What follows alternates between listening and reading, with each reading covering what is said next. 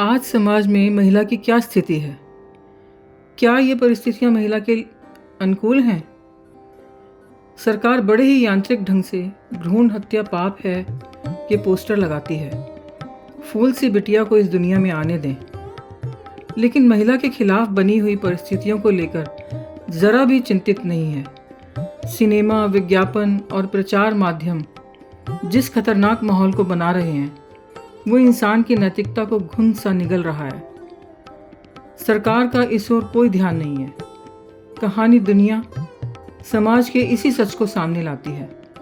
लीजिए, पेश है गजेंद्र रावत की कहानी दुनिया।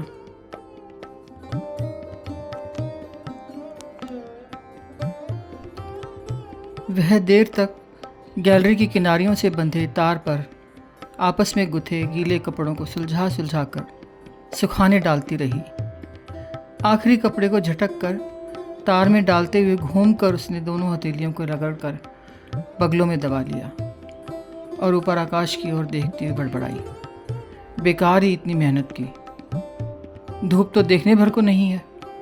कुछ देर चुप रहकर मुंह से सी सी की ध्वनि करती हुई वो फिर फुसफुसाई, कैसी ठंडी हवा है, जरूर कहीं बर्फ पड़ी है। उसने वहीं खड़े होकर फिर आकाश की ओर देखा। घने काले बादल आसमान के चिकने फर्श पर तेजी से फिसल रहे थे। उसने गर्दन झुका ली, लंबे डग भरते हुए भीतर आई। दरवाजे को ढकेलते हुए कमरे के बीचों बीच पहुंची और एक दीर्घ श्वास खींचकर धम से सोफे पर बैठ गई। पल भर आंखें मूंद उसने गर्दन को सोफे की पीठ पर ढीला छोड़ दिया। उफ़ो की ध्वनि उसके गुलाबी होठों पर हवा के बुलबुलों सी उठ गई। उसने जल्द ही ढीले शरीर को सिकोड़ बाजुओं को छाती तक समेट लिया। अब कोई काम धाम नहीं। सुबह से ये टाइम हो गया। अब तो एक प्याली कड़क चाय, पढ़ने को धांसू कहानी और रजाई, बस। वो फुसफुसाई, उठकर खड़ी हुई और उसी तरह सिकुड़ी सिमटी किचन में घुस गई। क्या मज़ा आ जाए अगर कोई चाय रजाई में दे दे। उसने पल भर को सोचा, फिर गैस पर पानी चढ़ा दिया। वो चाय की प्याली, पत्रिका और मोबाइल लेकर भीतर के कमरे में रजाई में घुस सिरहाने से पीठ लगाकर बैठ गई। उसके हाथ में चाय की प्याली थी, दूसरे हाथ से वो पत्रिका के पन्ने उलट रही थी। आजकल ढंग की कोई कहानी भी तो नहीं होती, उसने सोचा और पत्रिका पलटना छोड़कर पन्ने पर स्थिर हो गई। अभी एक कहानी की 4-5 पंक्तियां ही पढ़ी होंगी कि बिस्तर पर रखा मोबाइल बजने लगा। बैठने मत देना घड़ी भर को, वो बुदबुदाई। मोबाइल देखकर कान से लगाती हुई बोली, हाँ माँ। आभा, तू कहाँ रहती है? ना फ़ोन ना कोई खबर। माँ, बेटे आकर मिल जा, कितने दिन हो गए, बहुत दिल कर रहा है। आज मेरा ऑफ है। वो चुप सुनती जा रही थी। बेटे कब कब होते हैं मेरे ऑफ? तुझे जरा भी याद नहीं आती? धत, कितनी मतलबी हो गई है तू। मतलबी? मतलबी की बात नहीं है माँ, बस क्या बताऊँ, चक्कर घिन्नी बनी रहती हूँ। सुबह उठते ही विक्की को स्कूल के लिए तैयार करो, फिर इनको नाश्ता करवाओ, लंच पैक करो, ऑफिस भेजो, यूं ही 10 बज जाते हैं। ऊपर से हफ्ते भर से काम वाली भी नहीं आ रही। सारे घर की सफाई, कपड़े, बर्तन, क्या क्या नहीं करना पड़ रहा है मुझे। अब तक तो निपट गया होगा सारा काम, अब तो खाली हो गई होगी। विक्की को भेज दिया क्या? सवालों की झड़ी सी लग गई। हाँ, वो तो कब का चला गया। फिर क्या प्रॉब्लम है? माँ की आवाज़ तल्ख थी। वैसे तो 3-4 घंटे हैं विक्की को स्कूल से आने में, पर मम्मी इतनी ठंड में, वो अनमनी सी बोली, आ जा बेटी, कपड़े ठीक ठाक पहन ले, और क्या, आ जा चल। माँ, बड़ी मुश्किल है इतनी दूर, यमुना पार, मैं नहीं आ सकती। 2 घंटे तो आने में ही लगते हैं, ऐसा क्या दरवाज़ा छू कर आना है? इतना कहकर आभा थोड़ी देर चुप हो गई। कितना तरसती है मिलने को बेचारी। चुप्पी के छोटे से अंतराल में उसने सोचा और फिर बोलने लगी, माँ, ऐसा करते हैं, तुम कनॉट प्लेस तक आ जाओ, रीगल के सामने मिल लेते हैं। ये चल जाएगा? और हाँ, मोबाइल लेती आना, मैं आधे पौने घंटे में पहुंच जाऊंगी, ठीक है ना? चल ठीक है, तू पहुंच रीगल।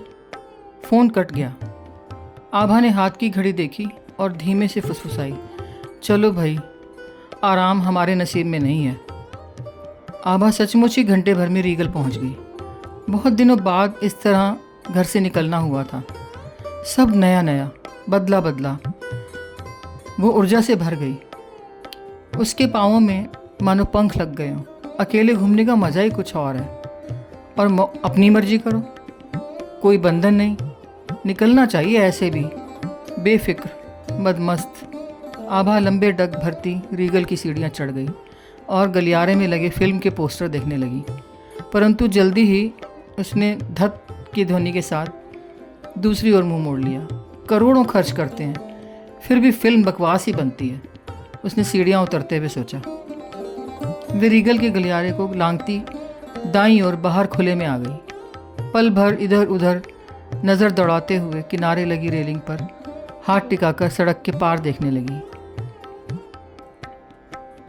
यहाँ भीतर कॉरिडोर के बनिस्बत त्वचा को खुश्क कर देने वाली ठंडी हवा चल रही थी।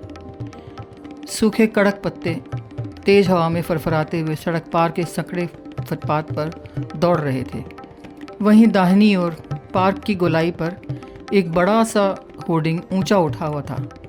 तिरछा देखने पर आभा को होर्डिंग पर एक छोटी सी लड़की का मुस्कुराता चेहरा दिखाई दे रहा था, लेकिन उसके नीचे लिखा हुआ पढ़ा नहीं जा रहा था।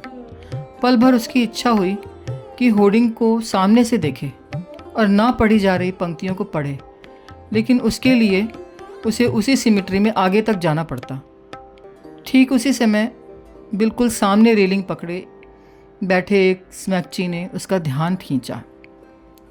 स्मैकची उनींदा सा एक लय में सिर को आगे पीछे हिला रहा था। वो चीकट मैले कपड़ों में अधका, दीन दुनिया से बेखबर, पहले सिर को रेलिंग से टकराता, फिर पीछे की ओर ले जाता, मानो रेलिंग उखाड़ने के लिए जोर लगा रहा हो। इसको ठंड नहीं लग रही? आभा चकित होकर सोचने लगी। लग तो रही होगी, अभी नशे में है ना, ऐसे ही मरते होंगे।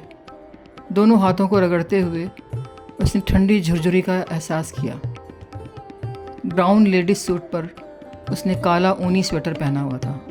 गरम शॉल मफलर की तरह पतली सुराहीदार गर्दन के चारों ओर लिपटी हुई थी। अमूमन औरतें इस तरह नहीं लेती। आभा ने फिर से हथेलियां रगड़ी और गरम हथेलियों को दोनों गालों पर हल्के से दबा लिया। गालों का ठंडा बर्फीला एहसास हथेलियों में उतर आया। हथेलियों की गर्मी गालों में समा गई। उसने गालों को हथेलियों से थामे थामे अपना चेहरा रीगल बिल्डिंग की तरफ मोड़ लिया और कमर रेलिंग पर टिका दी।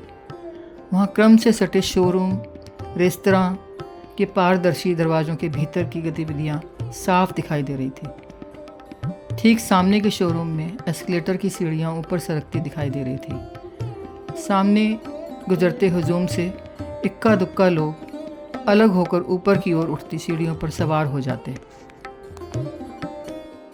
रेलिंग के साथ साथ ही कुछ ही दूरी पर खिचड़ी बालों वाला व्यक्ति पंजों के बल बैठा बैठा झाड़न से पत्रिकाओं को साफ कर आगे बिछी दरी पर इस तरह सजा रहा था जैसे पत्रिकाओं पर लिखा नाम पढ़ा जा सके। वह शायद अभी भी आया था। आभा उद्विग्न सी खड़ी रही। उसकी आंखें कहीं भी एक जगह नहीं टिक रही थी। रेलिंग के साथ साथ चलकर वो नीचे फैली पत्रिकाओं तक सरक आई। कुछ देर बेमन से पत्रिकाओं पर झुकी रही, लेकिन जल्दी ही ऊब कर पीछे की तरफ रेलिंग पर पहले वाली जगह पहुंच गई। अभी भी धूप का कहीं नामो निशान नहीं था। आकाश के काले बादल तेज हवा के साथ उड़े जा रहे थे। लोगों का भीतर के पैदल रास्ते से गुजरने का सिलसिला टूटता नजर नहीं आ रहा था। वो टहल रहे थे, न किसी जल्दबाजी में न बेचैनी में। आभा ने इधर उधर देखा, फिर मोबाइल मिलाकर धीमे से बोली, कहाँ हो माँ? पैदल चल रही हूँ, ऑटो नहीं मिल रहा, शायद स्टैंड पर मिल जाए। माँ अब चलियो।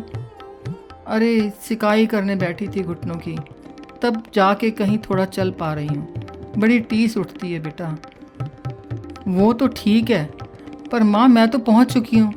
ये सिकाई विकाई तो पहले ही कर लेनी थी, ऐन वक्त पर, बेकार में। अच्छा जल्दी करो।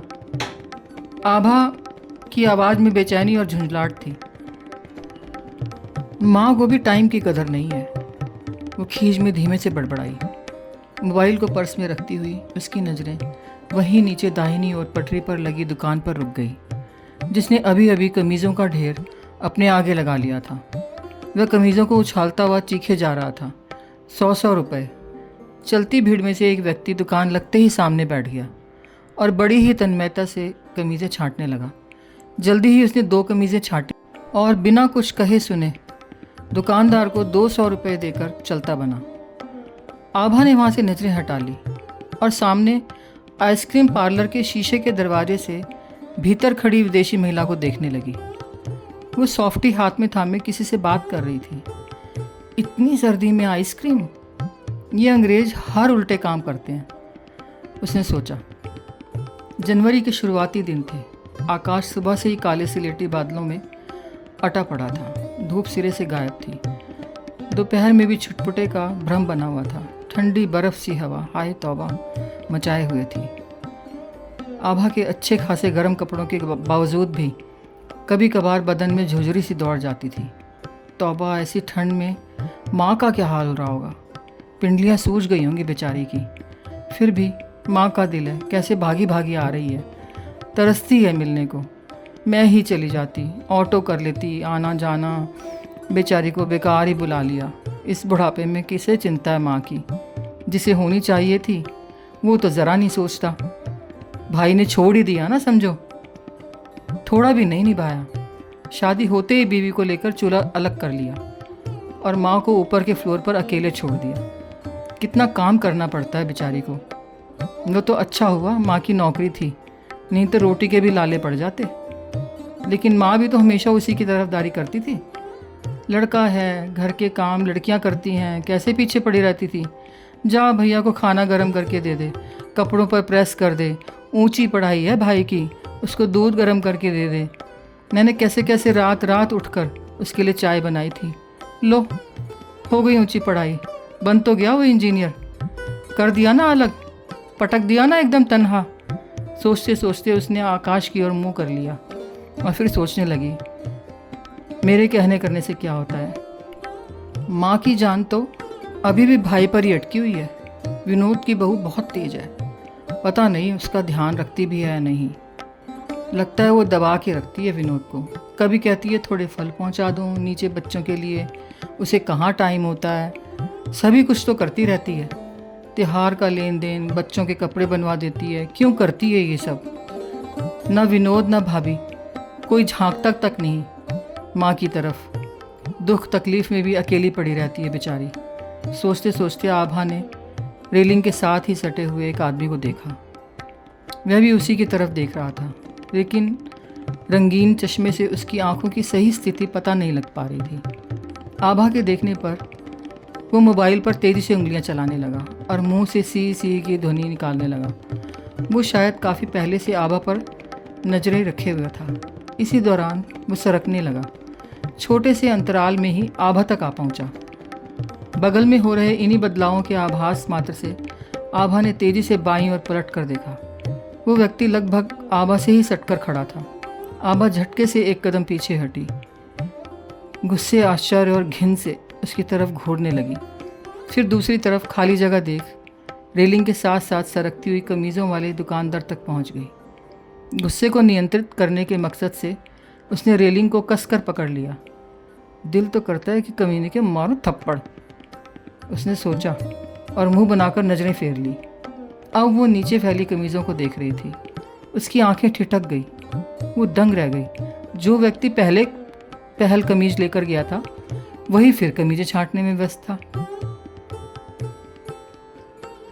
इस बार कुछ और लोग भी नीचे झुककर कमीजें छांट रहे थे। आभा कौतूहलवश उस व्यक्ति को देखने लगी। पहली बार की तरह वो 2 कमीजें छांटकर 200 रुपये दुकानदार को थमाकर पॉलीथीन बगल में दबाए धीरे धीरे जंतर मंतर की ओर मुड़ गया। आभा हैरानी से उसे मुड़ते देखती रही। नीचे घुटने मोड़े कुछ एक ग्राहक कमीजें पसंद करने में लगे थे। दुकानदार उसी तरह दोनों हाथों से ढेर कमीजें उछालता हुआ 100 रुपए की आवाज़ लगाया जा रहा था। क्या क्या चल रहा है इस दुनिया में, उसने सोचा और पर्स से मोबाइल निकाल कर मिलाया। कहाँ हो माँ? बेटा जाम में फंसी हुई हूँ। किस जगह पर? लक्ष्मी नगर। हाँ लक्ष्मी नगर चौक है। माँ मुझे घंटा भर हो गया है, जल्दी करो, यहाँ खड़ा होना भी बहुत मुश्किल है। आती हूँ बाबा, विक्की के लिए चॉकलेट खरीदे थे, जल्दी आओ माँ। फ़ोन कट गया। माँ भी क्या करती रहती है, विक्की आने वाला होगा, उसने सोचा और एक बेचैनी और अधिक नुकीली होकर उसके भीतर कुरेदने लगी। उसने सिर उठाकर सामने की दीवार पर देखा। रंगीन चश्मे वाला आदमी दीवार के साथ खड़ा उसकी तरफ देख रहा था। वह आभा की उद्विग्नता को भांप गया था, इसीलिए उसके चेहरे पर व्यंग भरी मुस्कान तनी हुई थी। इस बार उसकी उंगलियों में सुलगी हुई सिगरेट लगी हुई थी। कमीज़ों की दुकान के आगे नीचे बिछी मैगज़ीनों के सामने हिटलर जैसी छोटी मूँछों वाला व्यक्ति मैगज़ीन के पन्ने पलट रहा था, परंतु उसकी टेढ़ी निगाहें आभा की गतिविधियों पर जमी हुई थी। थोड़ी ही देर में वो मैगज़ीन नीचे रखकर कमीज़ वाले दुकानदार के पास आकर खड़ा हो गया। वह आभा से बहुत कम दूरी पर पीठ किए कमीज़ों पर झुका हुआ था। कुछ देर वो कमीज़ों को उलटता पलटता रहा, फिर इधर उधर देखकर धीरे से बोला, किसका इंतज़ार हो रहा है? उसका नपा तुला स्वर आभा के कानों तक पहुंचकर ऊर्जाहीन हो गया। आभा ने बाईं ओर देखा, वो पीठ किए हुए था। उसका चेहरा दुकानदार की तरफ था। दुकानदार पहले की तरह यंत्र सा आवाज़ें लगाता जा रहा था। किसका इंतज़ार हो रहा है, आभा के कानों में गूंजने लगा। इसने क्या मुझे कहा? आभा ने चकित होकर सोचा। वो गुस्से से कांपने लगी, सांसें तेज हो गई। दिल किया कि धक्का दे दो कम वक्त को, लेकिन ना कर पाने की स्थिति में उसने गर्दन दूसरी ओर कर ली। खड़ा होना दूभर कर दिया हरामजादे ने, आभा मन ही मन बोली। हिटलर सी मूँछों वाला व्यक्ति इस भीतरी उथल पुथल से बेखबर धीमे से फिर बोला, आज हम ही से काम चला लो, इतने बुरे तो हम भी नहीं हैं। आभा ने स्पष्ट सुन लिया। उत्तेजना से उसकी आंखें बड़े आकार में फैल गई, गाल तमतमा उठे। कांपते हुए होंठ उसने दांतों से भींच लिए और एक लात उठाकर जूता हिटलर की मूँछों वाले व्यक्ति के कूल्हे पर टिकाकर पूरी ताकत से धकेल दिया। वो संभल नहीं पाया और औंधे मुँह गिरा। किसी को पता भी न चल पाया कि वह व्यक्ति गिरा कैसे। सिर्फ सामने की दीवार से चिपका खड़ा रंगीन चश्मा पहने आदमी जो आभा पर नज़र रखे था, वही एकमात्र प्रत्यक्षदर्शी था। वो भी आभा के इस उग्र रूप को देखकर न जाने कब रास्ते से गुजरती भीड़ में मिल गया। उसी पल हवा और अधिक तेज हो गई, जैसे एक तूफान सा आया हो। आभा की पीठ के पीछे सड़क पर एक तेज धमाका हुआ। धमाके का शोर इतना तेज था कि हर गुजरने वाले का ध्यान जबरन उस ओर खिंच गया। आभा ने भी मुड़कर सड़क की ओर देखा। तेज तूफान में सड़क पार का विशालकाय होर्डिंग अपनी जगह से उखड़कर तेजी से किसी दानव की तरह कलाबाजियां खाता, कर्कश ध्वनि करता दूसरी ओर की रेलिंग पर अटक गया। उसका एक हिस्सा फट कर फड़फड़ा रहा था। होर्डिंग अब ठीक आभा की आंखों के सामने था। उस पर बनी लड़की के मुस्कुराते चेहरे के नीचे लिखी पंक्ति स्पष्ट दिखाई देने लगी, कन्या भ्रूण हत्या पाप है, फूल सी बिटिया को दुनिया में आने दो। आभा पल भर पड़ती रही। उसके शरीर का कंपन जस का तस बना हुआ था। हिटलर सी मूँछों वाले व्यक्ति के पहने शब्द अभी भी उसके कानों में सुई से चुभ रहे थे। होर्डिंग की पंक्ति को उसने एक बार फिर पढ़ा, व्यंग से होठों को टेढ़ा कर बुदबुदाई, इस दुनिया में। नीचे फुटपाथ पर बैठे दुकानदार ने हिटलर सी मूँछों वाले व्यक्ति के ठीक सामने गिरते ही 100 की आवाज़ लगाना छोड़ दिया। हैरानी में उसके मुँह से निकला, अरे ये बाऊ कैसे गिरा? हिटलर सी मूँछों वाले व्यक्ति ने उठकर जेब से नीचे गिरी सभी चीज़ें इकट्ठी की और बिना कुछ कहे सुने कपड़ों की धूल झाड़ता चुपचाप आगे की ओर निकल गया। दुकानदार चकित होकर उसे देखता रहा। आभा अभी भी सांसें रोके होर्डिंग की ओर देखे जा रही थी। उसने बारीकी से नोट किया पीठ पीछे दुकानदार ने 100-100 की आवाज़ लगाना शुरू किया तो वो साहस जुटा पाई। सब कुछ सामान्य चल रहा था। माँ सामने खड़ी बुला रही थी, आभा। माँ, वो रुआंसी सी हो गई और आगे बढ़कर माँ से सटते हुए बोली, इतनी देर कर दी। चल कहीं बैठते हैं, माँ बोली। आभा ने कमीज़ों के सबसे पहले ग्राहक को तीसरी बार कमीज़ें छांटते देखा। इस बार उसे आश्चर्य नहीं हुआ। वो माँ की कमर में हाथ डाले सामने के गुजरते रेले में शामिल हो गई। हवा का चलना कुछ थम सा गया था।